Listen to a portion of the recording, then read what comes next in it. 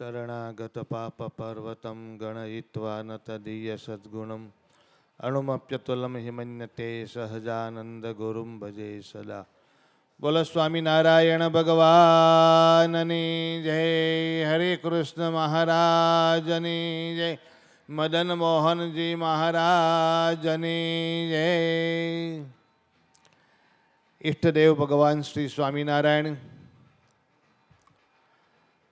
શ્રીજી મહારાજને અત્યંત પ્રિય અને ભાલ પ્રદેશના રાજા એવા મદન મોહનજી મહારાજ એના દ્વિશતાબ્દી મહોત્સવના ઉપક્રમે ચાલી રહેલી ભક્ત આપણે પુરુષોત્તમ પ્રકાશ એની કથા, એના વક્તા ખૂબ જ મધુર ભાષણ અને બધાને ખૂબ વહાલા એવા પૂજ્યપાદ હરિચરણદાસજી સ્વામી તેમજ હરિપ્રકાશદાસજી સ્વામી, અત્રે સભામાં ઉપસ્થિત મદન મોહનજી મહારાજ ધામ ધોલેરાના વયોવૃદ્ધ તપસ્વી અને વર્ષોથી જેને ખૂબ આ મદન મોહનજી મહારાજ રાજ્ય કર્યા છે એવા પૂજ્યપાદ મોટા સ્વામી હરિસ્વરૂપ સ્વામી તેમજ વડતાલ ટેમ્પલ બોર્ડના ચેરમેન પૂજ્યપાદ સંત સ્વામી, મદન મોહનજી મહારાજ ધોલેરામાં રહીને સેવા કરેલા કોઠારી સ્વામી હરિકેશવદાસજી સ્વામી, ધામધામથી પધારેલા સર્વે સંતો, વંદનીય ભક્તો,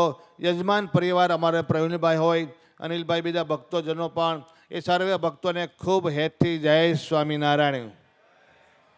વાલા ભક્તજનો, મદન મોહનજી મહારાજ ખૂબ પ્રતાપી છે, પ્રત્યક્ષ હાજરા જોર છે, ભક્તો સંતોનો ખૂબ ભાવ સ્વીકારે છે. આપણે જાણીએ છીએ કે એક વખત હમણાં સ્વામીએ વાત કરીને એમના દાદા ગુરુ હરિપ્રિયદાસજી સ્વામી જ્યારે કોઠારી હતા એ વખતે માયાતીતાનંદ સ્વામી બ્રહ્મચારી મહારાજ અહીંયા પૂજારી હતા. કંઈક રાતના કામકાજે ગયેલા એમના સેવકે શિયાળાનો સમય મદનજી મોહનજી મહારાજને શયન આરતી કરીને પોઢાડ્યા. બંને સંતો પાછા અહીંયા ધોલેરા પધાર્યા અને એ વખતે રાતના લગભગ 1-2 વાગ્યા છે અને મદન મોહનજી મહારાજ ત્યાં માયાતીતાનંદ સ્વામીને આવી અને જગાડ્યા. એને એમ થયું કે મહારાજ સ્વપ્નમાં આવ્યા છે, વળી પાછા સૂઈ ગયા. મદન મોહનજી મહારાજે એની ચાદર ખેંચી સોટી જરાક મારી અને માયાતીતાનંદ બ્રહ્મચારી મહારાજ જાગી ગયા. અરે મહારાજ, અરે પ્રભુ તમે, અરે અમે શું, આ શિયાળો છે, ટાઈડ વાય છે, પણ મહારાજ ધાબળી તો ઓઢાડી છે, ધાબળી ઓઢાડી છે, એક પડખે સરકી ગઈ છે અને ઠંડી વાય છે, કંઈ હરખી કરો.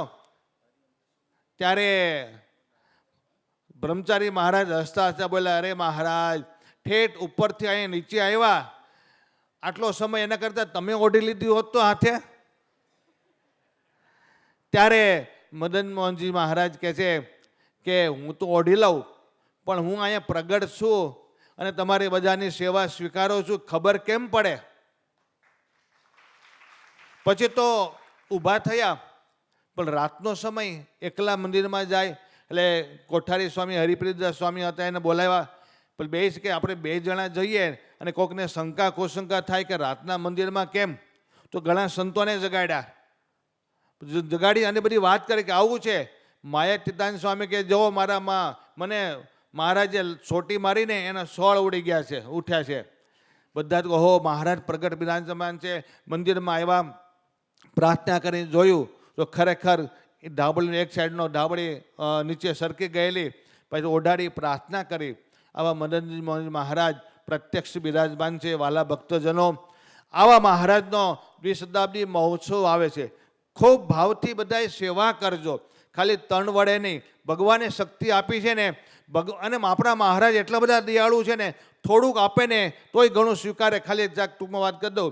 હમણાં સ્વામીએ વાત કરી ગામના મનુભા દરબાર, એમના કુંવરના લગ્ન હતા.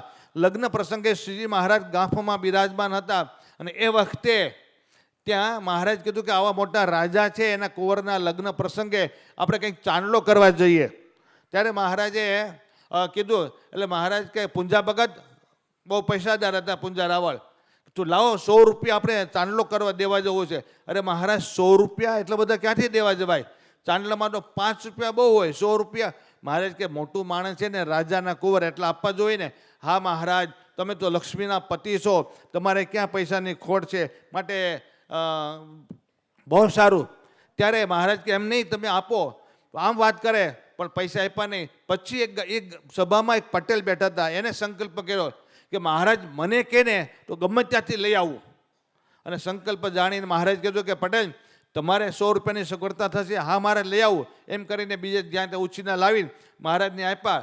મહારાજ લઈ અને ત્યાં દરબાર પાસે ગયા. મહારાજના દર્શન થઈ દરબાર રાજી ત્યાં. મહારાજ કહે લો કુંવરની આ ચાંદલો. અરે મહારાજ આટલા બધા ન હોય, અમારે તમને આપવાનો હોય. મહારાજ કહે ના ના અમારા લ્યો. અરે મહારાજ આટલા બધા ન હોય. મહારાજ કહે લ્યો. મહારાજ લાવો. મહારાજે 5 રૂપિયા લીધા, એમાંથી 5 લઈ અને બીજા પાછા 21 ઉમેર્યા. બીજા પાછા 21 ઉમેર્યા. ઉમેરીને અને પછી મહારાજ લ્યો મહારાજ આ સ્વીકારો તમે, અમારા તપથી અમારા ગુરુને ભેટ. મહારાજે લીધા.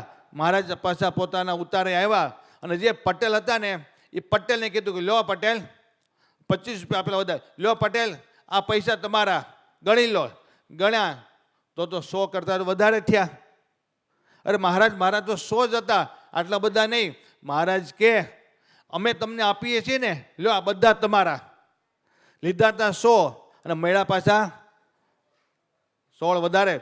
ત્યારે ઓલા પૂંજા રાવણને થયું કે હો ખાલી કલાકમાં આટલું બધું વ્યાજ મેં આપ્યા હોત તો. પણ મહારાજ કોઈનું રાખતા નથી. તો વાલા ભક્તજનો આવો મોટો ઉત્સવ આવે છે, બધાના હૃદયમાં, આખા સંપ્રદાયના સંતો ભક્તોના હૃદયમાં ખૂબ આનંદ છે. પણ આ ઉત્સવ ખાલી આનંદથી નહીં થાય, યથાશક્તિ સેવા પણ કરજો. શ્રીજી મહારાજના ચરણમાં પ્રાર્થના, મનન મોહનજી મહારાજના ચરણમાં પ્રાર્થના. આજના નિમિત્તે જે ભક્તોએ સેવા કરી છે યજમાન તરીકે, અને જે કંઈ ભક્તોએ ધન મન વડે કરીને સેવા કરી છે એની ઉપર મહારાજ ખૂબ રાજી થાય, સંતો પણ રાજી થાય. સાથે ખાલી યાદ આપી દઉં, થોડાક દિવસ પછી 10 દિવસ પછી આ ધોલેરા મદન મોહનજી મહારાજના 20 શતાબ્દીના ઉપક્રમે અમારા રાજકોટ ગુરુકુલથી પૂજ્યપાદ મંગલ સ્વામી અને નીલકંઠ સ્વામી, અમારા ગુરુ પૂજ્યપાદ દેવકૃષ્ણદાસજી સ્વામીની આજ્ઞા, પૂજ્યપાદ ધરવલ્લભ સ્વામીનું માર્ગદર્શનથી આ બે સંતો અહીંયા ધોલેરા લીલા કથા આવતી તારીખ 9 થી 13, 9મી મેથી 13 મે સુધી ધોલેરા લીલાની કથા ખૂબ અદ્ભુત રીતે કરવાના છે. અમારા સુરતમાં રહેતા નરેશભાઈ સોનાણી, હરજીભાઈ સોનાણી, એ ભાઈઓના યજમાન પદે આ લીલા કથાનું આયોજન કરેલું છે. તો સર્વે ભક્તો અનુકૂળતા મુજબ ખાસ લાભ લેવા પધારજો. અસ્તુ. જય સ્વામિનારાયણ.